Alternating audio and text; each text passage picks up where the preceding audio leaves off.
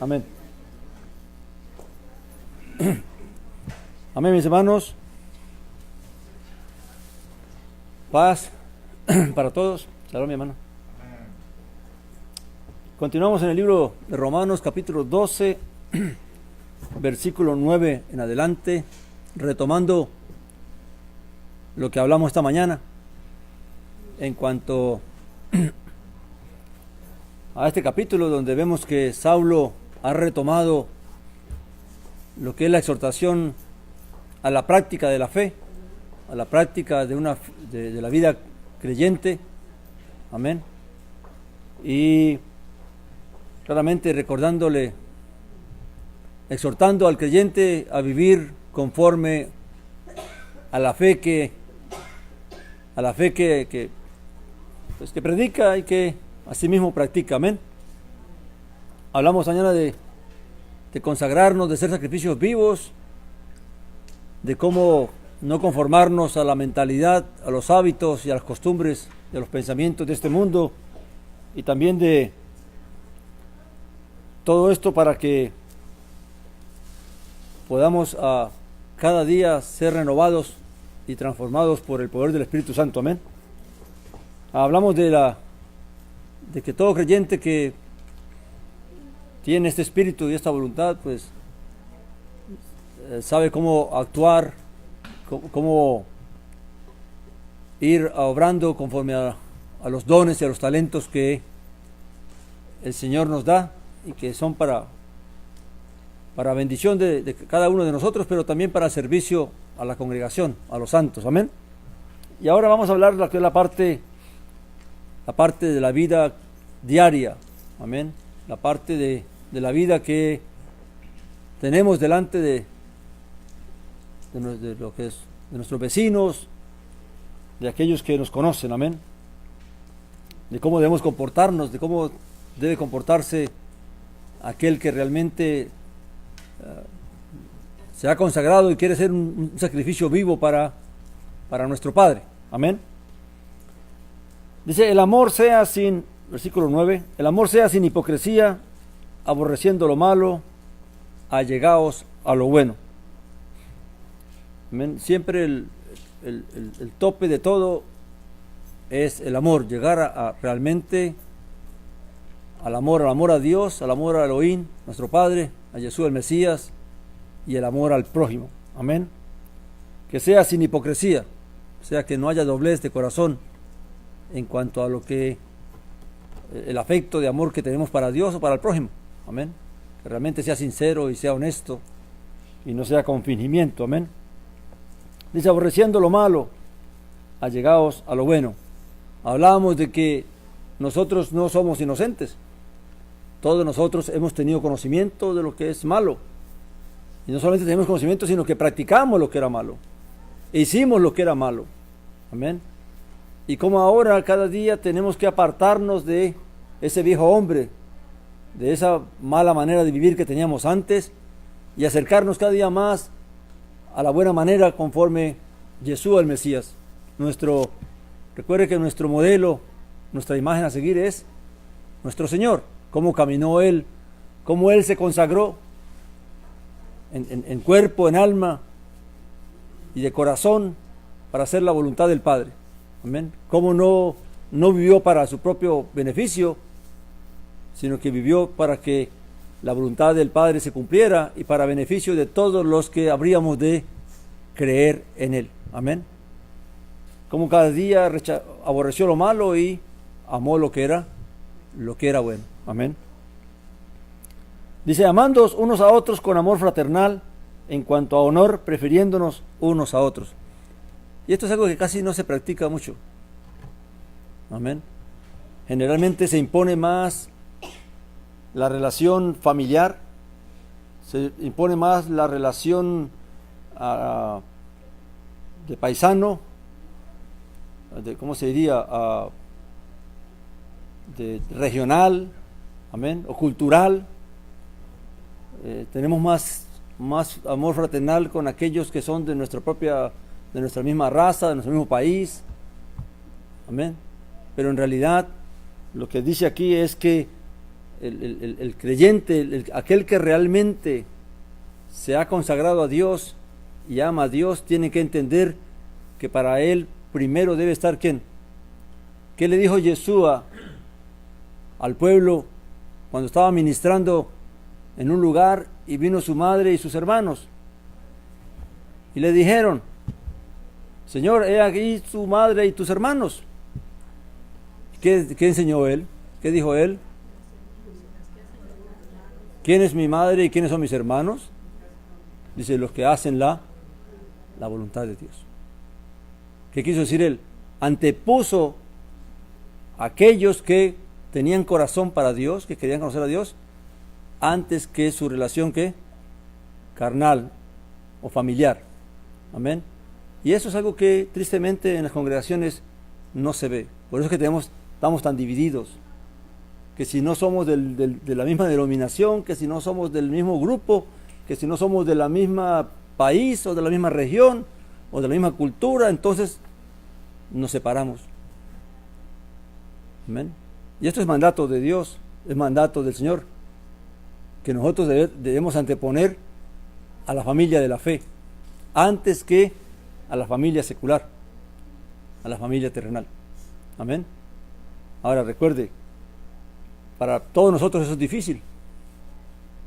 Es difícil porque hemos aprendido que la familia es primero. Eso es lo que nos ha enseñado, ¿verdad? Una cosa que enseñó Saulo al principio fue que dijo que no os conforméis, no os amoldéis al mundo. ¿Cómo piensa el mundo? La familia es primero. Y la gente respeta a la familia, que es que la familia tiene que estar primero que todo. Pues según la Escritura, según Dios, la familia no es primero. Primero es Dios. Primero son mis hermanos y mis hermanas. Amén. Ahora, si mi familia también es creyente, pues bendito sea Dios, porque todos también son cercanos. Amén. Ahora, todo esto, claramente usted va a decir esto a cristianos que tienen en su mente que primero la familia, pues esto va a chocar. Pero recuerde, esto lo dijo Saulo para aquel que quiere hacer la voluntad del Padre. No es para todo el mundo. A todo el mundo se le habla, pero solamente los que quieren hacer la voluntad de Dios lo van a poner por obra en sus vidas. Amén. Así que esto no es para pelear con nadie ni para debatir con nadie. Cada quien que haga como quiera. Amén. Si usted quiere poner su familia primero, pues eso es usted y está en su libre derecho de hacerlo.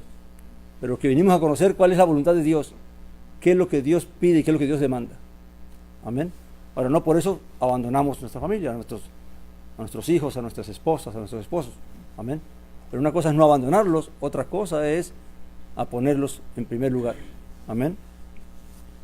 Luego dice que el amor fraternal en cuanto a honor, prefiriéndoos unos a otros. O sea, prefiero estar con quién. Prefiero estar con un hermano de la fe que con un familiar de la carne. Porque lo más seguro que con el familiar de la carne, hasta aun cuando me reúna con él, no tengo nada que hablar. Porque lo que hablemos tal vez hasta me va a molestar, porque solamente se hablan de cosas del mundo y de la carne y de la vida. Mientras que con mi hermano de la fe, pues tengo mucho en común que compartir. Tengo mucho que aprender, tengo mucho que compartir y hablar y crecer y edificarnos. Amén. Y más bien los que están afuera, lo que hacen es que uno a veces se deslice un poco hacia afuera. Amén. Mientras que el que está adentro hace que uno cada día se afiance más en la fe. Amén. Es triste, pero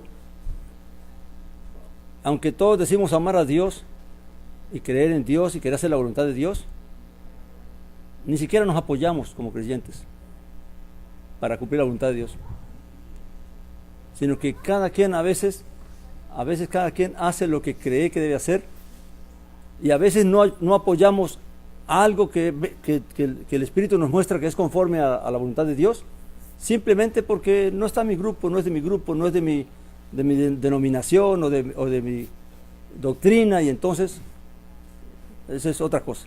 Amén. Y aun cuando una persona hable verdad y hable conforme a la voluntad de Dios, se menosprecia porque no es de tal grupo, o no pertenece, o no habla como yo quisiera, o no dice lo que yo quisiera. Entonces se menosprecia aun cuando se hable ¿qué? ¿Qué pasó con Jesús el Mesías? ¿No hablaba él conforme a la voluntad de Dios? ¿No hablaba él la palabra que el Padre le dio? ¿Por qué entonces lo rechazaron? ¿Por qué entonces lo menospreciaron? ¿Y quiénes fueron los que lo rechazaron y lo menospreciaron? Aquellos que decían que querían servir a Dios, que querían agradar a Dios. Hoy en día pasa lo mismo. Por eso es que uno no puede guiarse por lo que otro haga o te ayude. Nuestra única ayuda, nuestro único sostén es el Padre. No confíes en más nada. Encomiéndate a Dios, haz lo que el Señor te mandó a hacer, y si nadie te apoya, si nadie te sustenta, si nadie te ayuda, eso es problema de cada quien.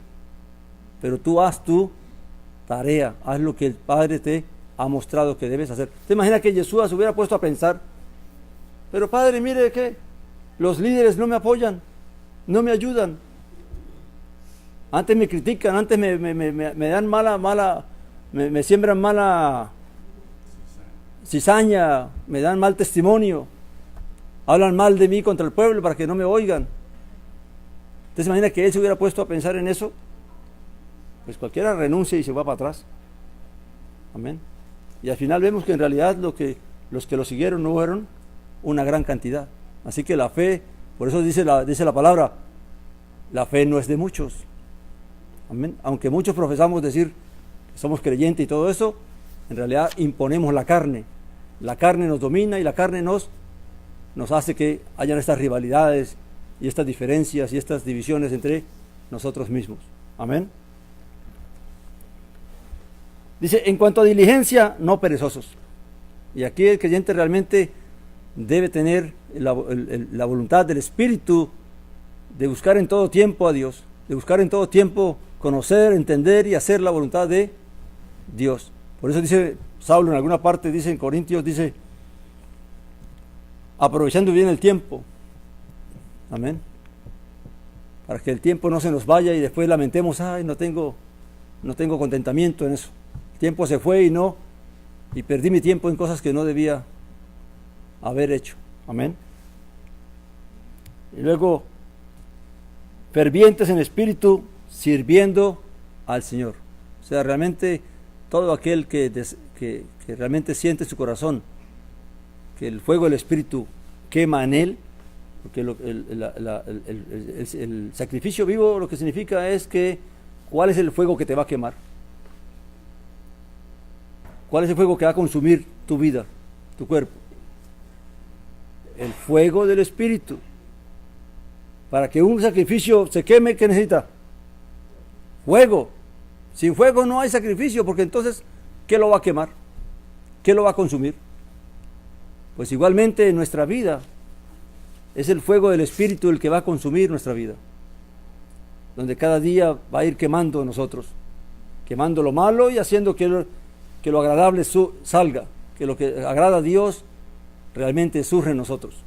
Amén. Dice, de espíritu sirviendo al Señor, regocijándonos en la esperanza, sufridos en la tribulación, perseverando en la oración. Y todas estas son partes que cada creyente vive en su momento. Dice que regocijándose en la esperanza. En realidad uno no puede regocijarse en la esperanza a menos que Dios sea el que cada día lo fortalezca a uno, que le haga ver el bien que uno está persiguiendo, la bendición que uno está buscando, y que no se deje mover por el sufrimiento, por la tribulación, por el rechazo y por todo lo que conlleva el querer servir a Dios y agradar a Dios. Porque a veces poniendo nuestra mirada hacia atrás, mirando el menosprecio y mirando todas esas cosas, mirando las críticas y todo lo que se hace, ¿qué tiende uno a hacer? A desanimarse. Tiende uno a desesperanzarse, a decir, pero es que nadie me escucha, nadie quiere oírme, nadie quiere buscar de Dios. Si uno se pone a pensar en eso y a mirar esas cosas, termina desanimándose. Y es ahí donde Dios, en la oración, en la comunión con Él, nos va diciendo, lo que tienes que hacer es poner la mirada arriba, no la pongas abajo, no donde vas pisando, sino hacia dónde estás caminando. Amén. Como dice la Escritura, a tu lado caerán ¿qué? 1000, 10,000 a tu diestra, ¿verdad? Amén. Pero tú tienes que seguir, ¿qué? Avanzando. Tristemente, este es un caminar que vamos muchos, pero donde uno va viendo que la carne, que el mundo y que el enemigo va haciendo estragos, y muchos van cayendo al lado, y muchos van siendo derrotados al lado de uno. Amén. Pero hay que seguir, ¿qué? Avanzando, poniendo la mirada arriba y no en lo que está ocurriendo. Amén. Porque si no, entonces uno se esperanza. Ese gozo de la fe, de lo que se espera, de lo que se cree, solo viene de Dios. No es algo que tú te inventas. Tú no puedes decir, hay gente que dice, oh, estoy gozoso. Ese gozo puede ser de hoy, mañana estás otra vez triste. Amén. El gozo que viene de Dios está en los momentos aún de tristeza, porque Dios lo trae para eso, para fortalecernos, para hacernos superar la tristeza, para hacernos superar la aflicción, para hacernos superar el dolor. El verdadero gozo de Dios viene en los momentos más difíciles, cuando el creyente, en medio de la tribulación, en medio del problema, en medio de la situación, puede ver la gloria de Dios. Ahí viene el gozo, porque sabe con quién camina y hacia dónde camina. Amén. Pero si uno se deja vencer por las circunstancias, pues claramente le pasa lo de Pedro, ¿verdad? Que pone la mirada en la tormenta y lo que empieza a hundirse uno también con la tormenta. Amén. Hasta que el Señor por misericordia lo rescate a uno del hundimiento hacia donde está uno yendo. Amén. Contribuyendo para las necesidades de los santos, y esto es algo que en el libro de Corintios, en otros libros se ve mucho. Saulo pedía colaboraciones a otras congregaciones para ayudar congregaciones que estaban en extrema necesidad. Recuerde que en aquellos tiempos hubo un tiempo de hambruna en Judea y en Israel, y entonces Saulo iba pidiendo colaboración a las congregaciones de Asia y todo eso para enviarle a las congregaciones necesitadas de Judea y de Israel. Amén. Y claramente la contribución la hace todo aquel que realmente entiende que es lo que Dios manda que se haga, hacer el bien, ayudar a los santos, ayudar a aquel que está necesitado, y ser generoso y ser benevolente con el que está en necesidad. Amén.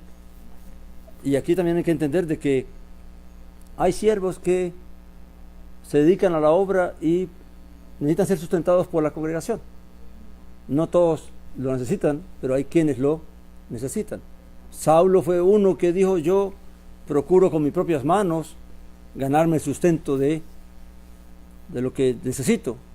Pero hay otros que realmente no tienen la misma la capacidad o la habilidad para hacer lo mismo, y entonces depende de que alguien les ayude y les colabore.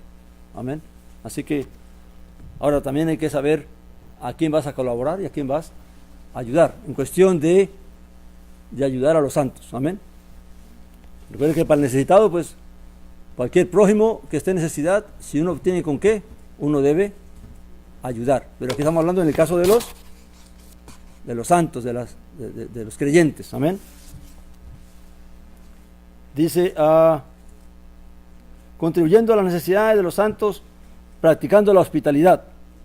La hospitalidad tiene que ver con todos aquellos que andaban de mensajeros llevando el mensaje.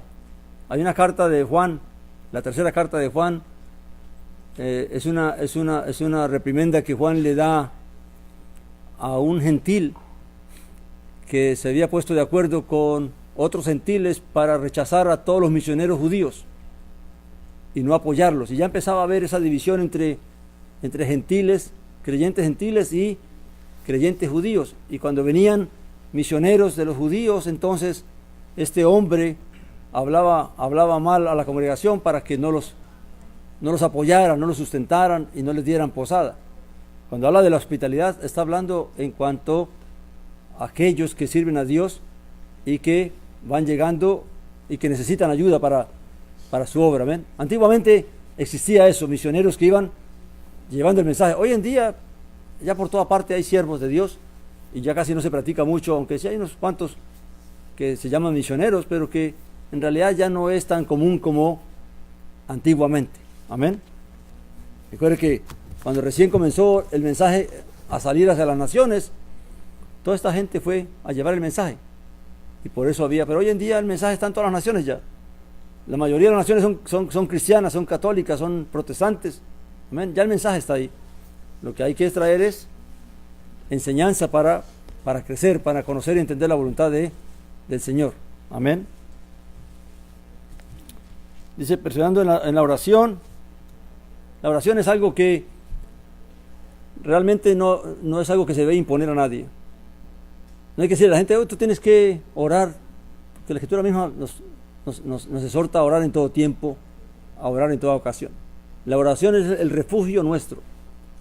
Y no solamente el refugio, es nuestro alimento con Dios. Todo aquel que realmente siente gozo en Dios, no hay día que no se levante que no invoque a Dios. No hay día que, el verdadero creyente, no hay día que se levante que no reconozca que todo lo que va a ocurrir en ese día depende de Dios. Así que nuestra oración es una necesidad, no es una obligación, sino una necesidad nuestra, del verdadero creyente. Una necesidad que quema, como decía David en el Salmo, mi alma tiene ¿qué? Sed de ti. Así como el ciervo brama por las aguas, así clama por ti, oh Dios, el alma mía. El verdadero alma del creyente no hay que obligarle a orar, no hay que estarle insistiendo que debe orar. Él sabe que esa es su necesidad. Amén. Porque es allí en la oración donde Dios nos va a ayudar a entender y a comprender tantas cosas, a fortalecernos, a consolarnos, a darnos dirección, a darnos respuestas. Amén. A practicar el amor cuando uno ora por las necesidades. ¿Cuántos oramos por los huérfanos? ¿Cuántos oramos por las viudas? ¿Cuántos oramos por los pobres? ¿Cuántos oramos por los que sufren violencia, por los que sufren opresión? ¿Cuántos oramos por los presos? ¿Cuántos oramos por los que están cautivos de los vicios, del alcohol, de las drogas? ¿Cuántos oramos por los que padecen deshabilidades mentales, físicas, mentales, emocionales?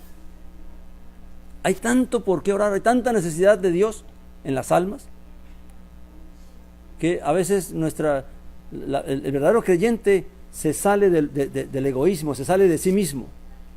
Porque la mayoría, cuando uno comienza, uno no tiene conocimiento, no tiene entendimiento, y toda la oración se la pasa es pidiendo para uno. Y dame esto, y dame aquello. Hasta que el Señor te dice, ya, deja de pedir tanto para ti que ya lo tienes.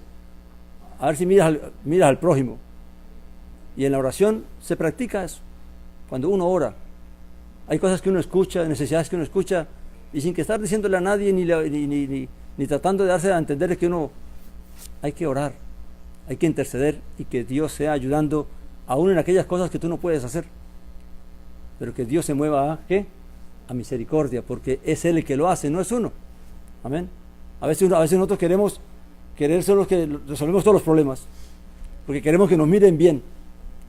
Amén. Que nos vean como que, mire, ese sí sirve, ese sí ayuda. Amén. Pero hay veces que Dios dice, no. La única ayuda que puedes hacer es la que no te van a reconocer. Y es que te postres ahí a orar por ellos.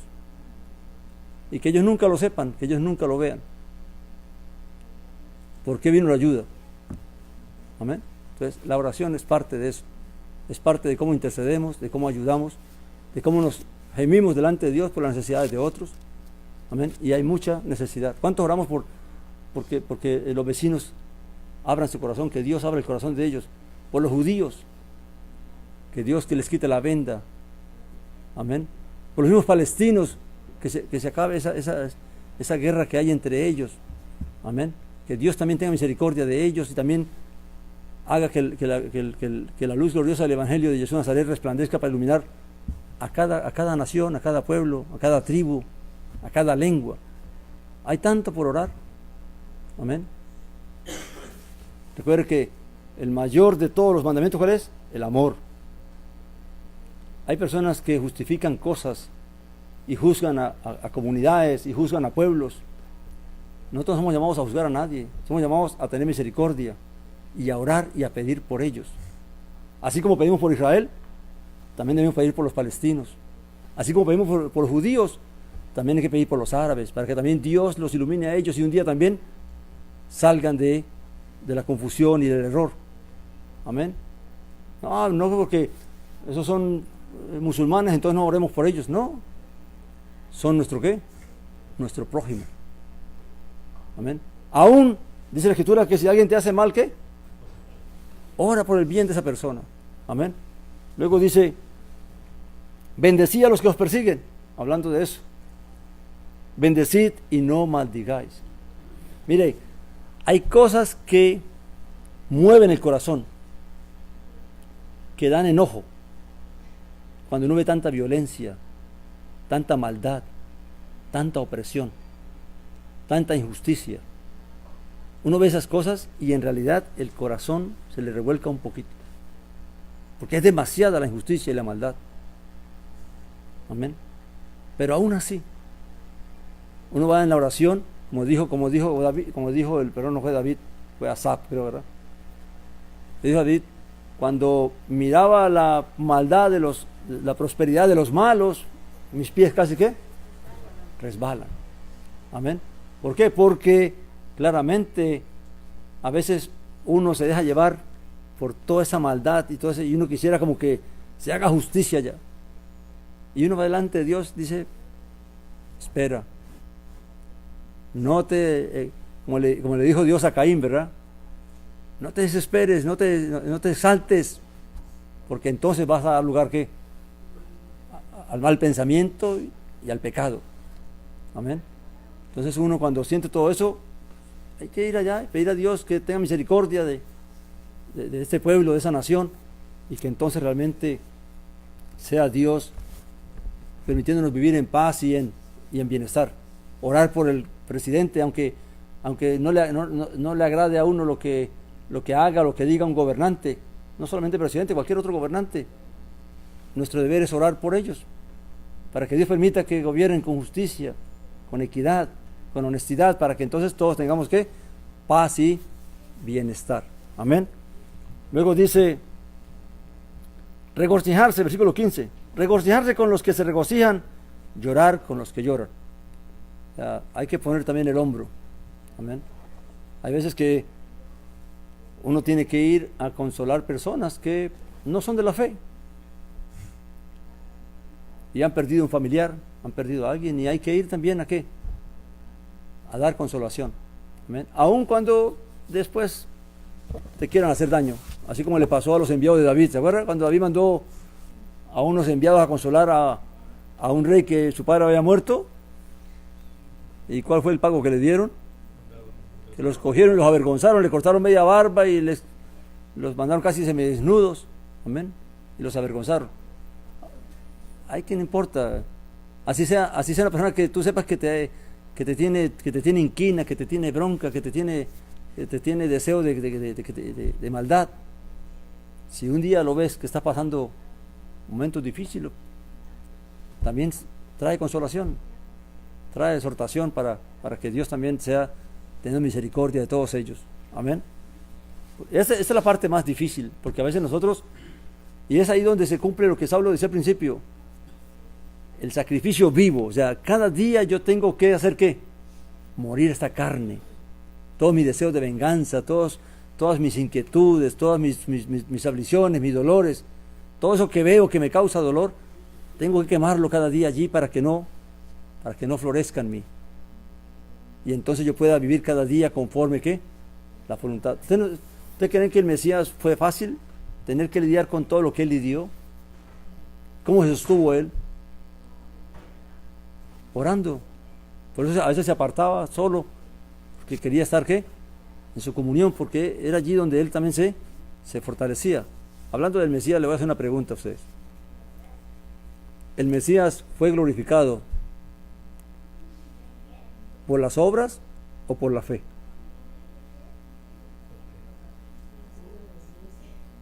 Por la fe. ¿Por cuál fe? Porque creyó en lo que el Padre le mandó a hacer y en lo que el Padre le había ¿qué? Prometido. Y creyó en él e hizo la voluntad del Padre. No fue porque guardó la ley, es por la fe. y por la fe obedeció, y por la fe hizo todo lo que tenía que hacer. Igual para nosotros, es por la fe que obedecemos, es por la fe que hacemos lo que el Señor nos mandó a hacer. Y todo esto no está literalmente en la ley, pero esto es enseñanza para nosotros. Y tenemos que conocerlo también, porque también es instrucción para nosotros de cómo tenemos que vivir. Amén. No es solamente lo que dice literalmente la ley, sino también la instrucción que se nos fue dada. Por eso la Escritura dice, la suma de tu palabra es ¿qué? La verdad. ¿La suma de qué? De tu palabra. No es solamente la Torá, es todo lo que Dios ha hablado, todo lo que el Padre ha hablado en los diferentes tiempos y ocasiones. Todo eso viene a sumar la verdad de Dios y la voluntad de Dios. Amén. Así que el énfasis no es una sola cosa, es entender todo esto, porque ya explicamos, ¿verdad?, que si uno pretende justificarse por lo que dice la Torá solamente, pues se va a quedar corto, porque todas estas cosas no lo va a entender, porque todas estas cosas fueron reveladas ¿por quién? Por el Mesías y por el Espíritu. Por Él vino toda esta instrucción para que seamos ¿qué? Perfectos. Dice que Dios nos preparó ¿para qué? Para buenas obras. La instrucción en justicia es ¿para qué? Para que el Hijo de Dios sea ¿qué? Perfecto para toda buena obra. Entonces la instrucción tiene que ver con todo lo que Dios ha revelado, toda la Escritura, toda la instrucción, toda la enseñanza. Amén. Entonces, recuerde, el buen escriba, dijo el Señor, toma de lo viejo y toma de lo nuevo. Amén. Para entonces dar lo que realmente es. Pero si solamente sacamos de lo viejo y no tomamos de lo nuevo, o si solamente tomamos de lo nuevo y no tomamos de lo viejo, entonces no estamos siendo buenos expositores de la palabra. Amén. Porque hay que tomar tanto de uno como de otro, porque ellos tienen que complementarse. Amén. Luego dice, no maldigáis, regocijarse con los que se regocijan, llorar con los que lloran, teniendo el mismo sentir los unos con los otros, no siendo altivos, sino asociándoos con los humildes, no seas sabios en vuestra opinión, o en vuestra propia opinión, dice otra traducción. Amén. En realidad, ¿cuál fue el ejemplo del Mesías? Sed manso y humilde. Y aprender mansedumbre y aprender humildad es algo que toma tiempo. Amén. Cada día tenemos que ir muriendo en la carne para que entonces ese afán de gloria y de vanidad y de poder y de querer sobresalir, entonces vaya apagándose, vaya muriendo. Amén. No paguéis a nadie mal por mal. Procurad lo bueno delante de todos los hombres. Y esto de no paguéis a nadie mal con mal, dice, si es posible en lo que depende de vosotros, procurar la paz con todos los hombres. O sea, hay cosas en las cuales nosotros, aunque anhelemos la paz y procuremos la paz, no la vamos a tener. Pero no porque nosotros no procuremos tenerla, sino que los hombres deciden hacernos ¿qué? La vida de cuadritos, robarnos la paz. Pero contra eso tú no puedes hacer nada. Lo único que tú puedes hacer es lo que tú puedes hacer. Ahora, no añadas tú a que esa paz se rompa. Amén. No importa cuánto mal nos hagan y cuánta mala voluntad nos tengan, siempre hay que no permitir que en el corazón nuestro surjan sentimientos ni resentimientos hacia nada ni hacia nadie. Amén.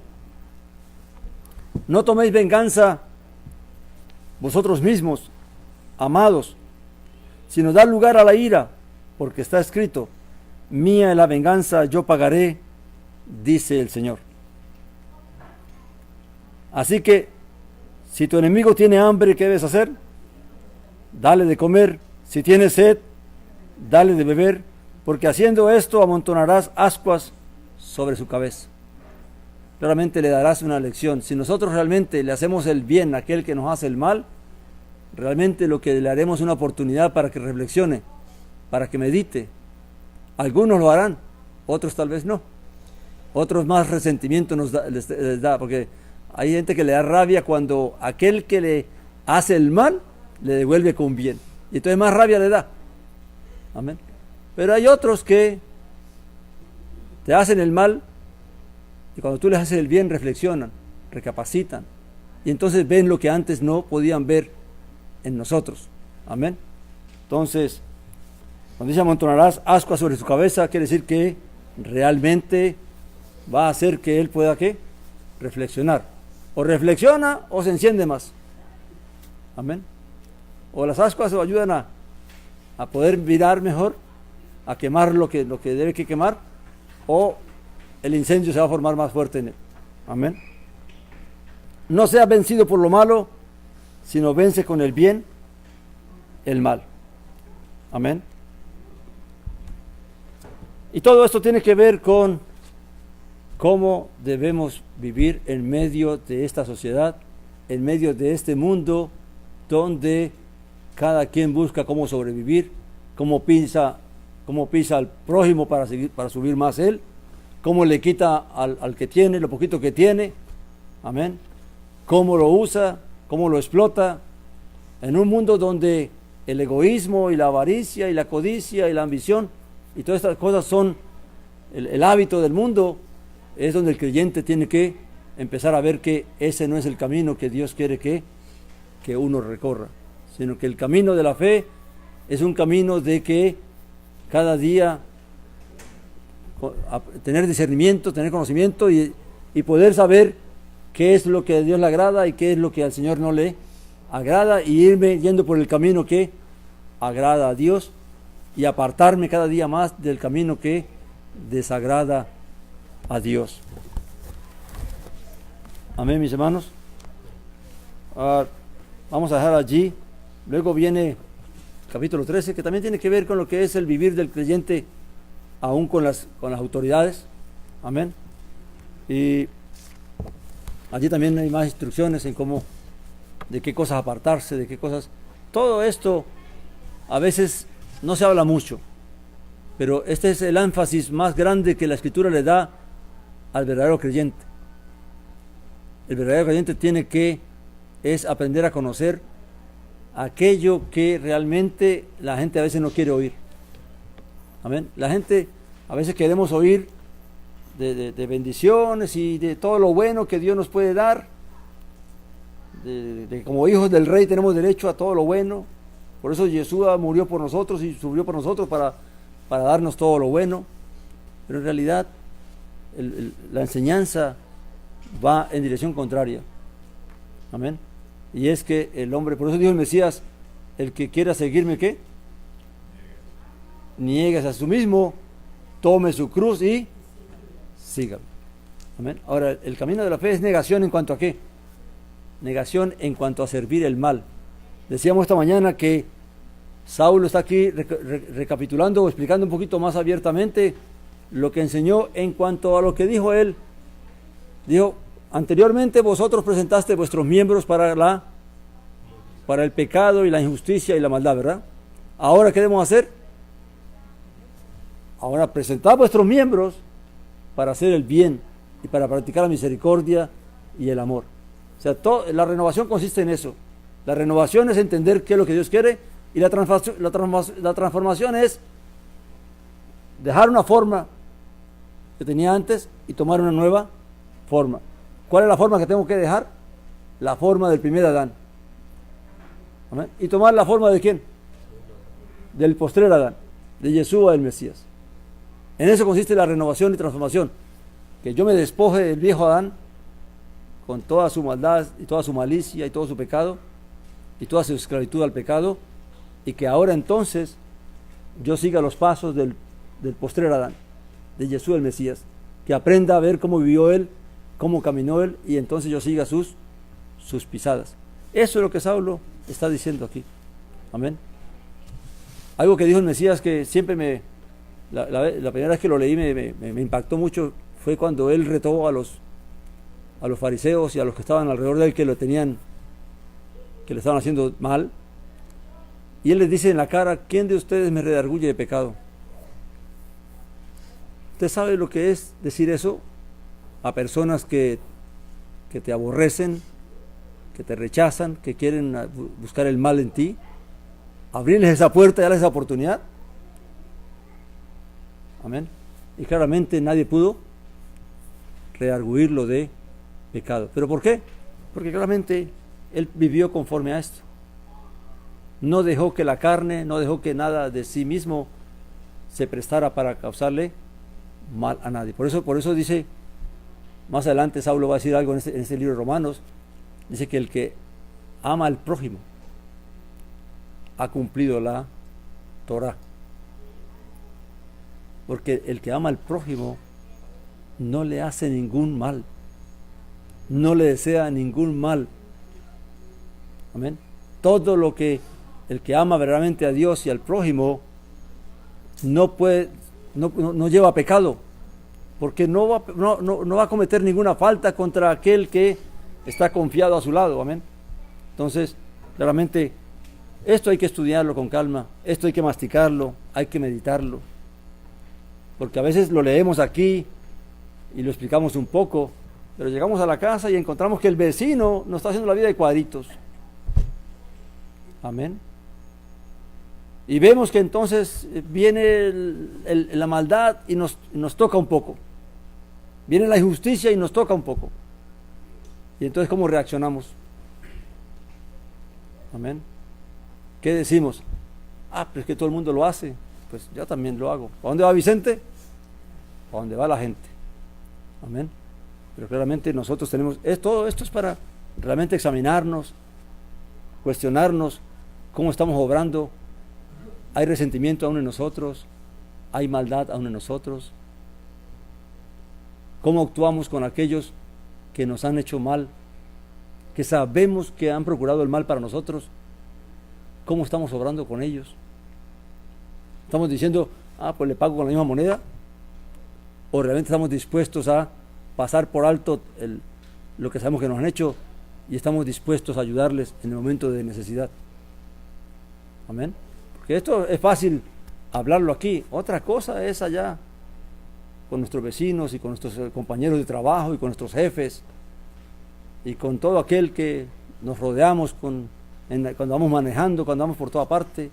Amén. Cuando vemos tanta maldad en las noticias y todo eso, cómo reacciona uno y cómo actúa uno, y cómo todo eso lo transformamos en la oración, en traerlo delante de Dios y poder sacar allí todo eso y permitir que Dios traiga sanidad y traiga liberación, y entonces me ayude a poder levantarme y comprender y todo eso, y sofocar todo eso, todos esos juegos todos esos dardos que el enemigo está lanzando a través de todas estas cosas, cómo los sofocamos a través de la oración, cómo Dios nos fortalece y nos da fuerzas. ¿Para qué?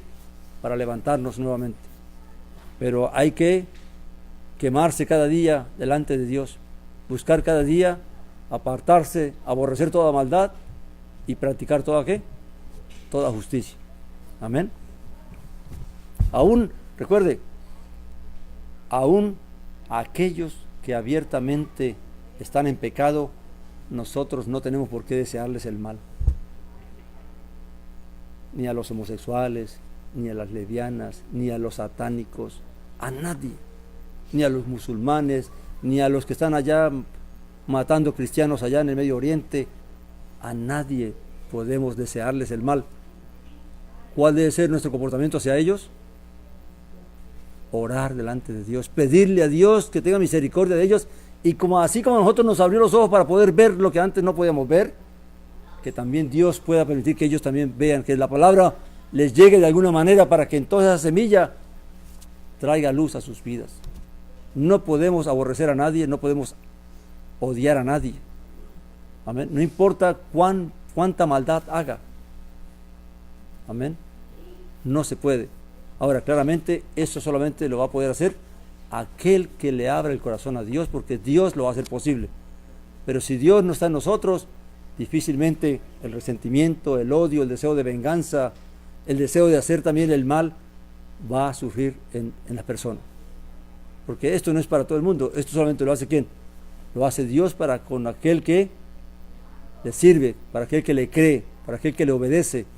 Por eso dice que nadie que confía en Dios será jamás ¿qué? Avergonzado. Amén. Que el Señor nos ayude, mis hermanos, no solamente a oírlo y a conocerlo, sino a vivirlo también realmente. Amén. Y que realmente podamos hacer sacrificios vivos cada día delante de Dios. Amén. Amando al prójimo y orando por nuestro prójimo. Amén, mis hermanos.